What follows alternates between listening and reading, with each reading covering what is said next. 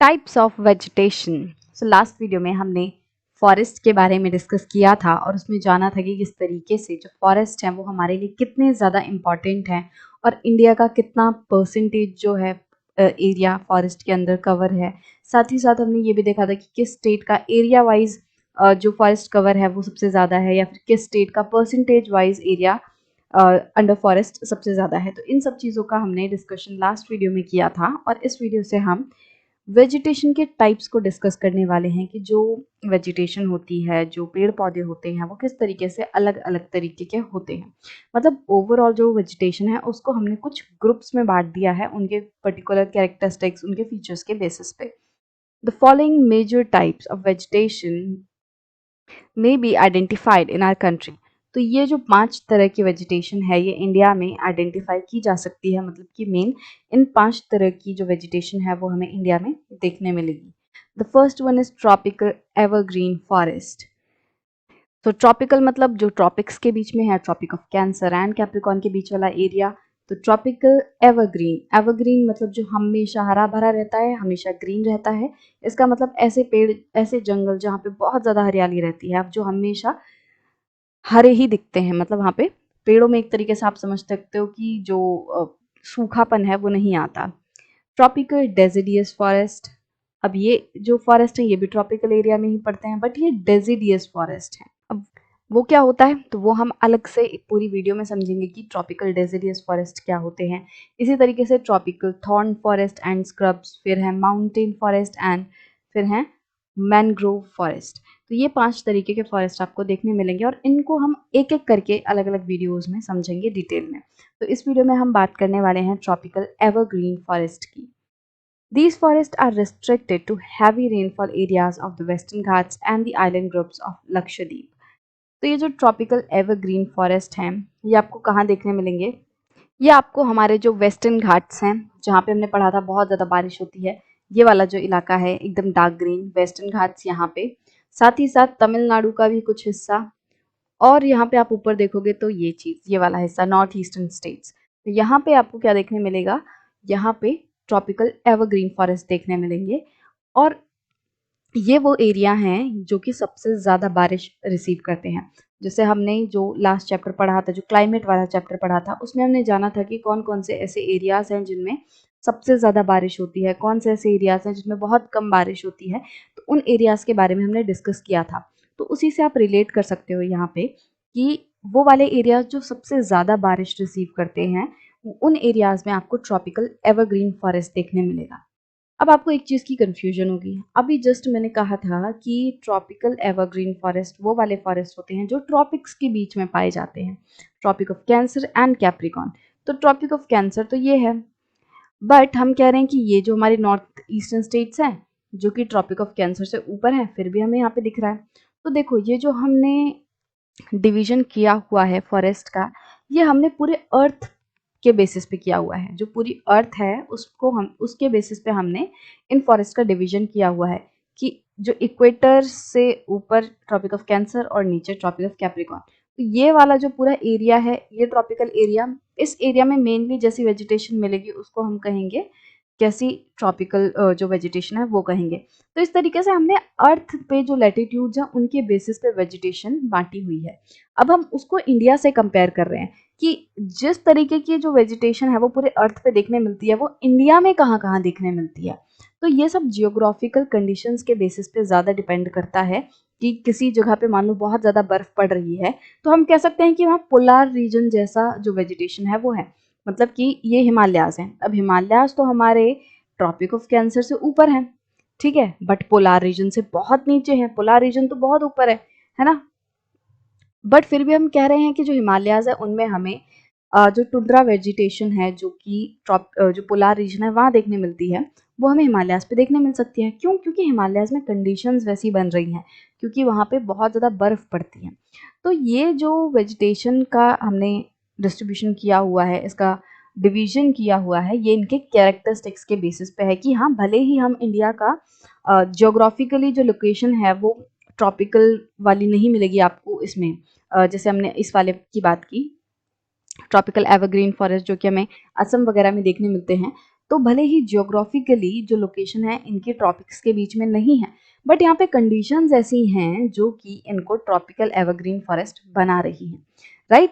तो अभी हम कंडीशंस के बेसिस पे देखेंगे। जो हमने डिवीजन किए हुए हैं फॉरेस्ट के, वो हमने मोटे मोटे तौर पे पूरे अर्थ पे जो लैटिट्यूड और जो जोग्राफिकल कंडीशंस हैं उसके बेसिस पे किया हुआ है। बट अब हम इंडिया में जो बात कर रहे हैं वो हो सकता है हमें कोई जो पर्टिकुलर तरह का जो फॉरेस्ट है वो एक जगह पे मिल जाए, बट उसकी ज्योग्राफिकल लोकेशन उसके नाम के हिसाब से ना जाए, हो सकता है ऐसा, राइट। तो आपको बस ये ध्यान रखना है कि कंडीशन क्या है, मतलब ये जो जंगल है वो वहाँ पे क्यों हो रहा है, क्योंकि वहाँ पे एक पर्टिकुलर तरह की कंडीशन क्रिएट हो रही है। तो ट्रॉपिकल एवरग्रीन फॉरेस्ट कैसा फॉरेस्ट है? ये ऐसे फॉरेस्ट हैं जहाँ पे बहुत ज़्यादा बारिश होती है, और अगर बहुत ज़्यादा बारिश होगी तो डेफिनेटली बहुत ज़्यादा पेड़ पौधे जो हैं वो भी होंगे।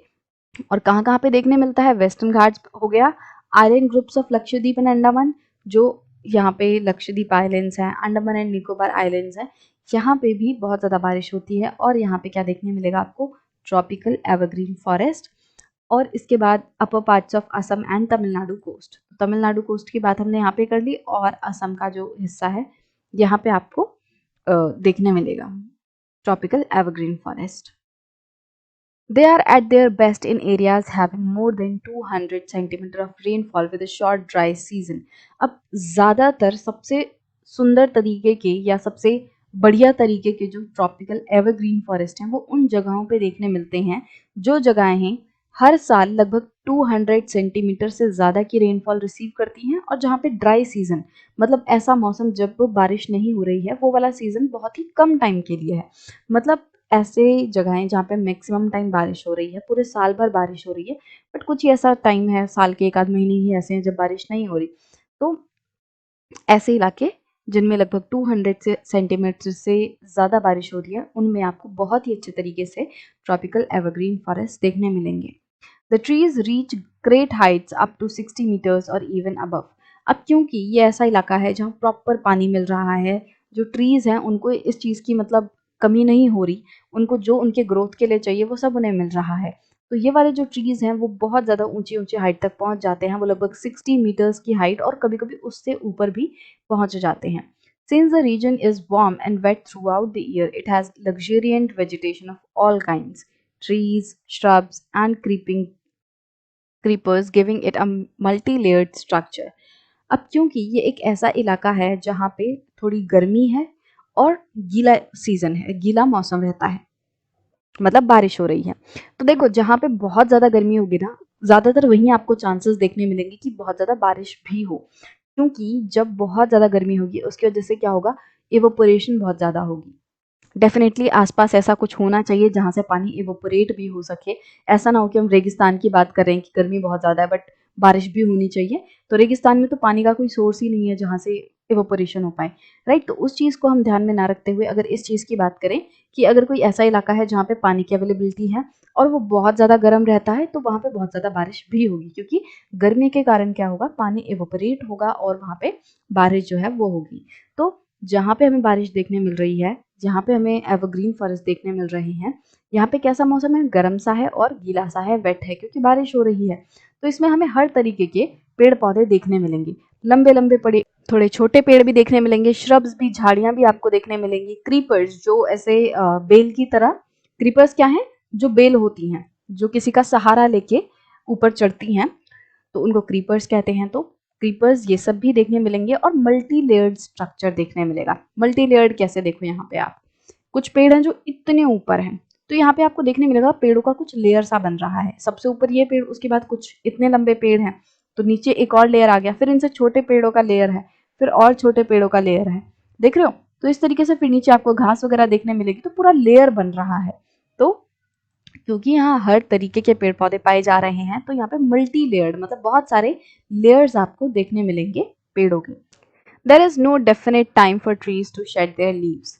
अब एक इंपॉर्टेंट चीज आपको एवरग्रीन फॉरेस्ट में ये देखने मिलेगी, जिसकी वजह से वो एवरग्रीन है, जिसकी वजह से वो हमेशा हरे भरे रहते हैं, वो ये है कि इन पेड़ों में कोई पर्टिकुलर टाइम नहीं होता कि वो कब अपने पेड़ों पत्तों को गिराएंगे। जैसे नॉर्मली क्या होता है, हम एक सीजन देखते हैं, जो ऑटम सीजन होता है उसमें हमें देखने मिलता है कि जो पेड़ हैं वो अपनी पत्तियां गिरा देते हैं, दे शेड देयर लीव्स। बट जो एवरग्रीन फॉरेस्ट में जो पेड़ पाए जाते हैं उनका कोई पर्टिकुलर सीजन नहीं होता पत्तियों को गिराने का।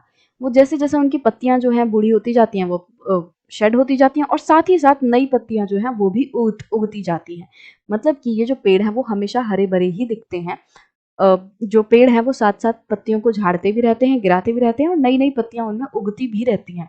तो ऐसा नहीं होता कि किसी पर्टिकुलर सीज़न में आपको देखने मिलेगा कि पेड़ों में से सारी पत्तियाँ गायब हैं, ऐसा नहीं होगा, ठीक है? इसीलिए हम इसको क्या कह रहे हैं एवरग्रीन।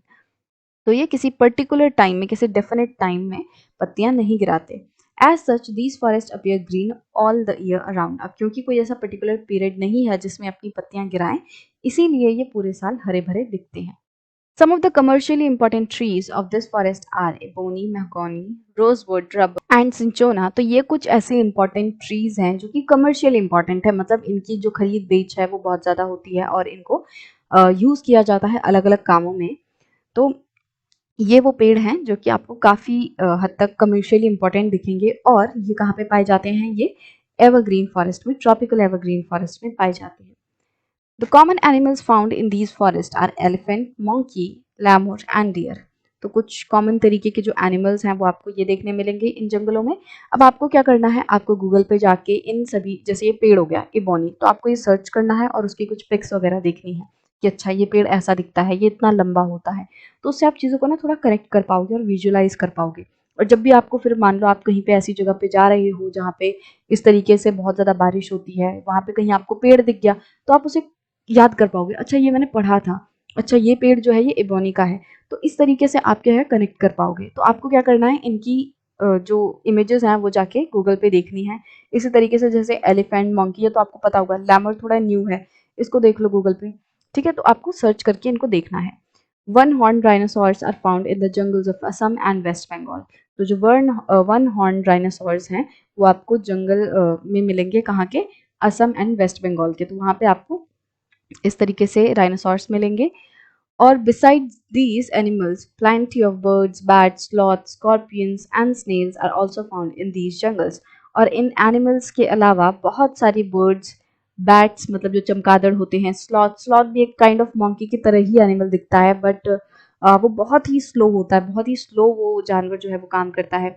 स्कॉर्पियंस जो एक तरीके से जो बिच्छू होता है, स्नेल्स, तो ये सारी चीज़ें भी इन जंगलों में देखने मिलेंगी ट्रॉपिकल एवरग्रीन वाले, ठीक है? सो इस वीडियो में हमने डिस्कस किया कि जो ट्रॉपिकल एवरग्रीन फॉरेस्ट है वो इंडिया में कहाँ-कहाँ पाए जाते हैं, इनमें ये किस सिचुएशन में होते हैं, यहाँ पे जब बहुत ज़्यादा बारिश होती है तो वहाँ पे आपको ये फॉरेस्ट देखने मिलेंगी, किस तरीके के पेड़ यहाँ पाए जाते हैं, किस तरीके के जो जानवर हैं वो पाए जाते हैं, तो ये सारी चीज़ें हमने डिस्कस की।